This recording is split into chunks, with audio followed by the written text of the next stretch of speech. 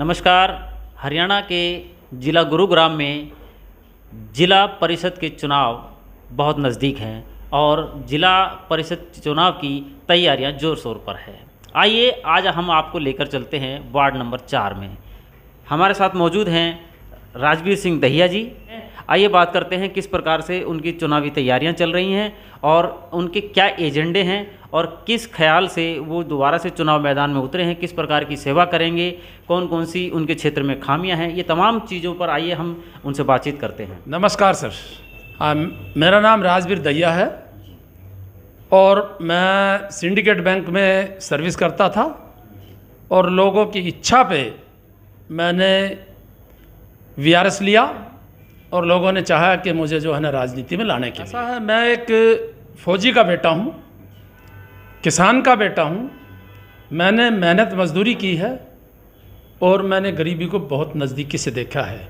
फिर हम उसी हालत में पढ़ते चले गए और मैंने सबसे पहले अपने छोटे भाई को पढ़ाया। वो आज सीनियर मेडिकल अफसर है और उसका बेटा भी डॉक्टर है। मेरे पास 3 बच्चे हैं, 2 बेटी 1 बेटा, तीनों डॉक्टर हैं, दामाद भी दोनों डॉक्टर हैं। उसके बाद भाई इस लाइन में मुझे लाने वाली यहाँ की जनता थी कि दहिया साहब आपका व्यवहार जो बैंक में रहा, बैंक में मेरे से कभी भी कोई भी कस्टमर नाराज़ होके नहीं गया और विशेषकर पेंशनर तो मेरे सिर पे हाथ रख के जाते थे कि दहिया साहब भगवान आपकी लंबी उम्र दे, और ऐसे बाबू हमें आज तक नहीं मिले। ये सच्चाई बता रहा हूँ ये बात। उसके बाद वहाँ मेरे को रिज़ाइन की बात आई। मैं कहा भाई चलो, अब मैं रिज़ाइन दे के अपना पेट्रोल पंप लगाया था तो मैं कहा भाई अपने पेट्रोल पंप को संभाले। तो वहाँ लोग आ गए, बोला दहिया साहब आपको जो है ना सामाजिक उसमें आना पड़ेगा। मैंने कहा मैं भाई मेरे तो बाप दादा कभी पंच भी नहीं बने, आप जिला परिषद की बात कर रहे हैं। उन लोगों ने मुझे ये आश्वासन दिया कि दहिया साहब आप फार्म भरिए, फार्म पे साइन करिए और हम आपको जिता के लाएंगे, और उन्होंने अपना वादा पूरा किया। उसके बाद मैं बैंक के मेरे 5 साल यहाँ फरूखनगर में, और आज मुझे 2010 में रिज़ाइन किया था और 12 साल आज हो गए।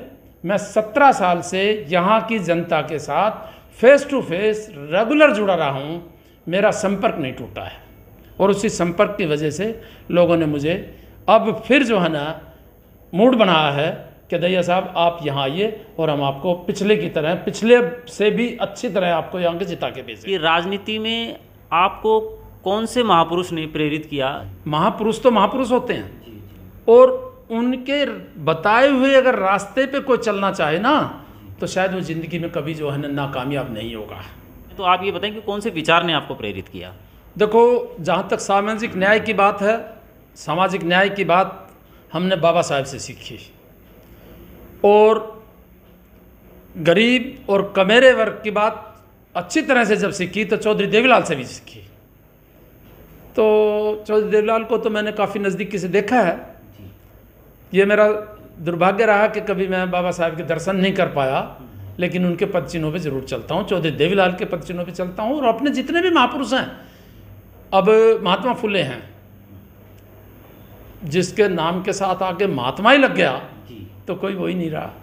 तो मैं तो ये कहूँगा कि सभी महापुरुष उच्च होते हैं और उनसे जो प्रेरणा ली जाती है उस प्रेरणा को लेकर चलेगा तो कोई भी आदमी गलत रास्ते पे नहीं जाएगा। जिला पार्षद के चुनाव चल रहे हैं, घोषणा हो चुकी है, आचार संहिता लग चुकी है, तो वो जानना चाहेंगे कि जिला पार्षद के काम क्या क्या होते हैं और उनकी जिला पार्षद से क्या क्या उम्मीदें हैं।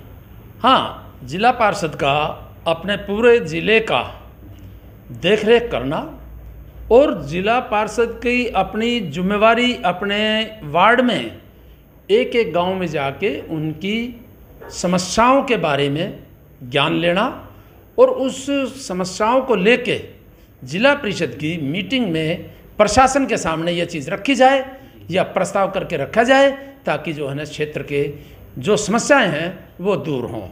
और मैं सबसे ज़्यादा ये चाहूँगा कि मेरे वार्ड में क्या, मैं सभी जगह अमन चैन और भाईचारे का जो नाता है ना वो बरकरार रहना चाहिए। काम अगर कम हुए उस बात का कोई दुख नहीं होगा। तो जहाँ तक आपने अनुभवों की बात की है, आपके अच्छे अनुभव रहे हैं, पूर्व में आप जिला पार्षद रहे हैं, तो पिछली कार्यकाल के दौरान ऐसी कौन सी कमियां रह गई थी जिसको इस बार जनता का प्यार वापस मिलेगा तो आप उसको दूर कराएंगे? मेरे वार्ड में अमन चैन और भाईचारा बना रहे और मेरे वार्ड का विकास हो, और जो भी यहाँ की कमियाँ होंगी मैं प्रशासन के सामने बार बार जो है ना रखूँगा अपने प्रस्ताव को, इसलिए मैं उनको पूरा कराऊँगा। तो पिछली बार आपने जो काम कराए जनता के, क्या लगता है कि आपको कि प्रशासन ने आपका सहयोग किया या फिर प्रशासन ने आपको सहयोग नहीं किया? इस बार आप क्या अपेक्षा रखते हैं? देखो, जहाँ तक प्रशासन का सहयोग है, सहयोग देना और ना देना दोनों चीज़ें हैं। मुझे बहुत सहयोग मिला, प्रशासन से सहयोग लिया जाता है। एक पब्लिक रिप्रेजेंटेटिव अपनी बात को किस तरह से पेश करता है, ये पब्लिक रिप्रेजेंटेटिव के ऊपर डिपेंड करता है कि वो प्रशासन को कैसे जो है ना मतलब ये कर दे कि भाई ये बात ये सही है या गलत है। मैं अक्रॉस द टेबल किसी भी अफसर के सामने बैठ जाऊं तो या तो वो मुझे सेटिस्फाई कर दे या मैं उसको सेटिस्फाई कर दूं, मेरे काम को कर दो। आज पूरे देश भर में जनता से अगर हम बात करते हैं कि आपके क्षेत्र में नेताजी आ रहे हैं, वोट मांगने के लिए आ रहे हैं, तो ज़्यादातर जनता नेताओं का नाम सुन करके आँख मुंह सिकोड़ने लगती हैं, भौं सिकोड़ने लगती हैं। तो ऐसा आप क्या काम करने जा रहे हैं कि जो नेताओं के प्रति, जो राजनीति के प्रति लोगों का विश्वास कम हुआ है, उसको कैसे आप पूरा करेंगे, कैसे भरोसे को मजबूत करेंगे? देखो, पिछली बार भी मैंने इलेक्शन लड़ा, मैंने जनता को कोई आश्वासन नहीं दिया।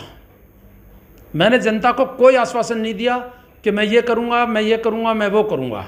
नहीं, मैंने ये कहा कि जो समस्याएं हैं उनका समाधान करने की कोशिश करूँगा, और जब तक वो समाधान नहीं हो जाता तब तक मैं उस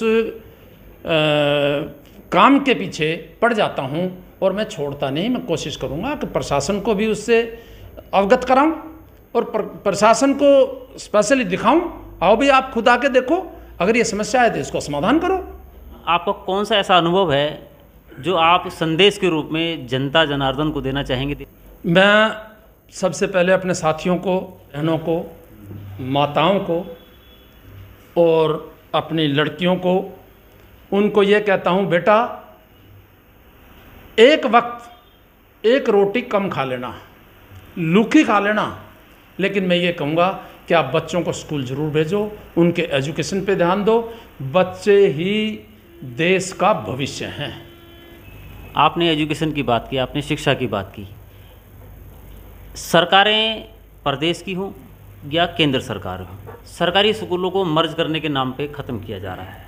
इस विषय में थोड़ा सा अपना नज़रिया साफ करें। ऐसा है कि स्कूलों को मर्ज नहीं करना चाहिए। हम ये कहते हैं कि जितना ज़्यादा से ज़्यादा सरकारी स्कूलों में सुविधाएं होनी चाहिए, गरीब बच्चों को वहाँ जो है ना अच्छी शिक्षा मिले, ताकि वो भी कंपटीशन में प्राइवेट के उसमें भी आ जाएं। क्योंकि प्राइवेट स्कूलों में एक आम बात है कि हर गरीब आदमी, गरीब क्या, मिडिल क्लास भी रोता हुआ अपने बच्चों को मजबूरी में प्राइवेट स्कूल में भेजता है।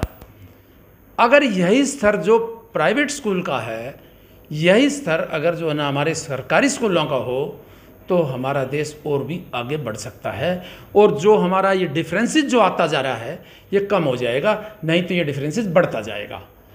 मैं आपको ये आश्वासन देता हूँ कि मैं जनता के बीच में बिल्कुल खरा उतरूँगा, और ये मैं ही नहीं विश्वास दिला रहा, जनता को खुद को विश्वास है कि भाई राजवीर दहिया जैसा पहले था आज भी वैसा ही है, इसके अंदर बदलाव नहीं आया है। और इन्हीं शब्दों के साथ मैं आप लोगों का भी धन्यवाद करता हूँ, साथ में अपने क्षेत्र के जनता का भी धन्यवाद करता हूँ।